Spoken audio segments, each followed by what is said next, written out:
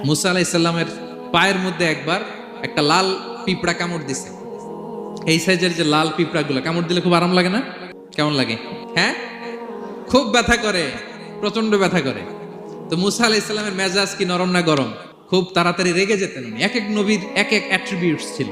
তো মুসা আলাইহিস সালামের পায়ের মধ্যে লাল পোকা, লাল পিঁপড়া কামড় দিছে, প্রচন্ড ব্যথা পাইতেছে আর ডলতেছে আর রেগে গেছে।